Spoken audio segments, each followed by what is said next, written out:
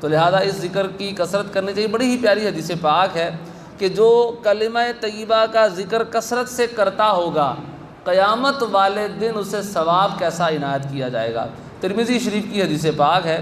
حضرت عبداللہ بن عمرو بن عاص رضی اللہ تعالی عنہما سے مروی ہے کہ نبی پاک علیہ الصلاۃ والسلام نے فرمایا کہ اللہ تعالیٰ میری امت سے قیامت والے دن ایک شخص کو سارے لوگوں کے سامنے لائے گا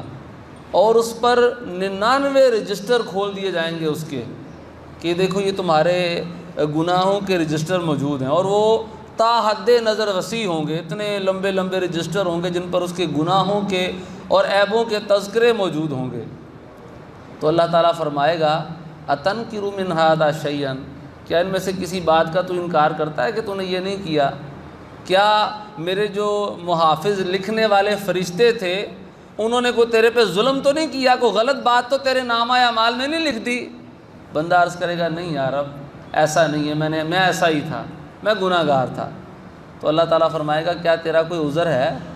کہ تو عذر پیش کرے کہ نہیں یہ وجہ تھی جس کی وجہ سے میرے سے گناہ ہو گئے؟ تو بندہ عرض کرے گا نہیں کوئی عذر نہیں مولا، میں گناہ گار تھا، میں تیری نافرمانیاں کرتا رہا۔ اللہ تعالیٰ ارشاد فرمائے گا اے بندے لیکن میرے پاس تیری ایک نیکی موجود ہے، تیرے گناہوں کے رجسٹر اگرچہ بہت بڑے بڑے ہیں اور تا حد نظر تک وسیع ہیں، لیکن ہمارے پاس تیری ایک نیکی موجود ہے، اور آج تیرے اوپر ظلم نہیں ہوگا، تیرے اوپر ظلم نہیں کیا جائے گا۔ تو ایک کاغذ کا ٹکڑا نکالا جائے گا، اس کاغذ کے ٹکڑے پر لکھا ہوگا اشہد ان لا الہ الا اللہ و اشہد ان محمدا عبدہ و رسولہ، یہ لکھا ہوگا۔ تو اللہ تعالیٰ فرمائے گا کہ اس کاغذ کو لاؤ اور اس کا بھی وزن کرو، میزان عمل پر جہاں وہ اتنے بڑے بڑے رجسٹر ہیں اس کی برائیوں کے ان کا بھی وزن کرو، لیکن اس کاغذ کا بھی وزن کرو۔ تو بندہ عرض کرے گا مولا یہ چھوٹا سا ایک کاغذ ہے اور وہ اتنے لمبے لمبے رجسٹر ہیں، میرے تا حد نظر وسیع، میرے عیب اس میں لکھے ہوئے ہیں، ان کا اور ان کا کیا مقابلہ ہے مولا؟ تو اللہ تبارک و تعالیٰ ارشاد فرمائے گا نہیں آج تجھ پہ ظلم نہیں کیا جائے گا، میرا رب کتنا رحمان ہے۔ حدیث پاک میں آتا ہے کہ اللہ تعالیٰ نے اپنی رحمت کے 100 حصے فرمائے اور ایک حصہ دنیا کے لیے رکھا، 99 حصے آخرت کے لیے رکھے ہیں، یعنی دنیا میں بھی اپنے بندوں پہ وہ رحم فرماتا ہے، آخرت میں بھی فرمائے گا، اور آخرت میں رحمت الہی دیکھ لیجیے آپ۔ فرمایا اے بندے تجھ پر آج ظلم نہیں کیا جائے گا۔ اب ایک پلڑے میں وہ سارے رجسٹر رکھے جائیں گے اور دوسرے پلڑے میں وہ کاغذ کا ایک چھوٹا سا ٹکڑا رکھا جائے گا۔ تو کیا ہوگا، وہ جتنے رجسٹروں والا پلہ ہوگا وہ پلہ نیچے کو ہو جائے گا اور نیک اعمال کا وزن اوپر ہو جائے گا۔ قیامت والے دن جو بھاری وزن والے ہوں گے نا وہ اوپر کو جائیں گے، یہاں بھاری وزن والے نیچے کو جاتے ہیں، تو نیک اعمال والا جو پلڑا ہوگا وہ بھاری ہو کر اوپر کو چلا جائے گا۔ تو اس ایک کاغذ کے جس پر کلمہ شہادت اشہد ان لا الہ الا اللہ و ان محمد رسول اللہ صلی اللہ علیہ وآلہ وسلم لکھا ہوگا، جو اس بندے نے کبھی اخلاص کے ساتھ بولا ہوگا، پڑھا ہوگا، یہ اس کے ایمان کی علامت ہوگی، تو یہی ایک کلمہ اس کے تمام گناہوں پر بھاری ہو جائے گا اور اللہ تعالیٰ اس کی بخشش فرما دے گا۔ تو لہذا اس کلمہ شہادت کی بھی تکرار کرنی چاہیے، اس کو بار بار پڑھنا چاہیے۔ دوسرا کلمہ جس کو کلمہ شہادت بولتے ہیں وہ بھی یہی ہے، پہلا کلمہ بھی تقریباً یہی ہے، اس میں بھی اللہ تعالیٰ کی وحدانیت اور نبی پاک علیہ السلام کی رسالت کا تذکرہ موجود ہے۔ تو دونوں کلمات کی تکرار اور کثرت کے ساتھ ان کو پڑھنا چاہیے۔ انشاءاللہ تبارک و تعالیٰ ان کو کثرت کے ساتھ پڑھیں گے تو اللہ کی رحمت سے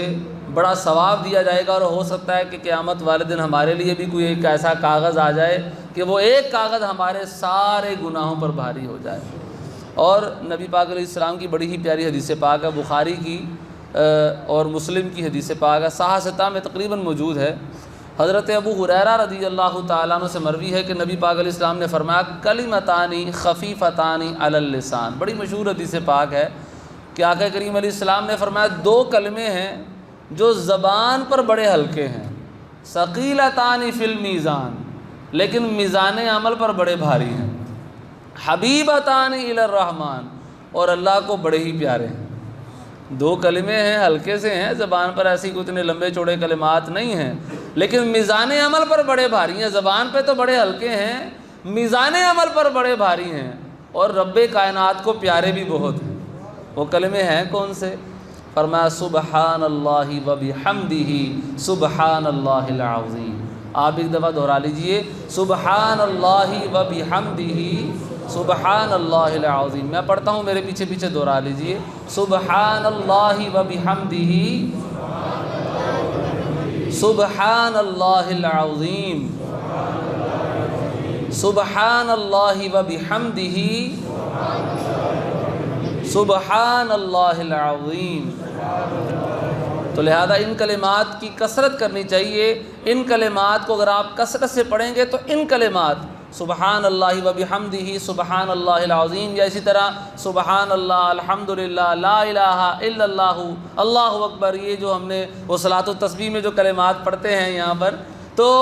یہ جو کلمات ہیں یہ بھی کلمات وہ ہیں کہ ان کے بارے میں فرمایا کہ قیامت میں یہ بچی کچی نیکیاں ہوں گی، اور یہی بچی کچی نیکیاں ان کے بارے میں فرمایا یہ نجات دلانے والی ہوں گی۔ بندے کے اعمال ختم ہو جائیں گے لیکن یہ چھوٹی چھوٹی نیکیاں آئیں گی اور بندے کے گناہوں کو دور کر کے اسے داخل جنت کر دیں گے۔ ایک حدیث پاک میں حضرت ابو ہریرہ رضی اللہ تعالیٰ عنہ آپ سے روایت ہے، نبی پاک علیہ السلام ان کے پاس سے گزرے تو یہ نا کوئی پودا لگا رہے تھے، تو ارشاد فرمایا ابو ہریرہ کیا لگا رہے ہو، زمین میں کیا گاڑ رہے ہو؟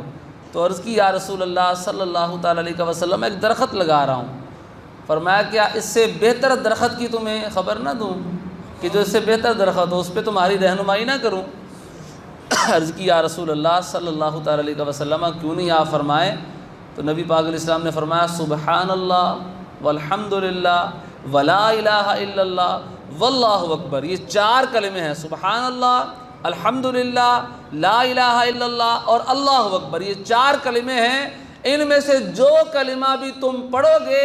اللہ تعالیٰ ہر کلمے کے بدلے میں تمہیں جنت میں ایک درخت تمہارے لیے لگا دیا جائے گا، تو وہ درخت تمہارے اس درخت سے بہتر ہوگا۔ تو یہ کتنے ہی آسان کلمے ہیں، سبحان اللہ۔ ویسے بھی کہنا چاہیے بھی آپ نے ماشاءاللہ کہا ہے، ایک دفعہ دوبارہ کہہ دیجیے، جی کوئی اچھی بات سنتے ہیں سبحان اللہ کہہ دیتے ہیں، تو ہر یہ کلمے پر جب بھی آپ سبحان اللہ بولتے ہیں جنت میں آپ کے نام کا ایک درخت لگا دیا جاتا ہے۔ آپ الحمدللہ کہتے ہیں، کوئی حال احوال پوچھتا بھی کیا حال ہے، اللہ کا شکر ہے الحمدللہ، ہیں جی، تو الحمدللہ کہتے ہیں آپ، ایک مرتبہ الحمدللہ کہتے ہیں جنت میں آپ کا ایک درخت لگا دیا جاتا ہے۔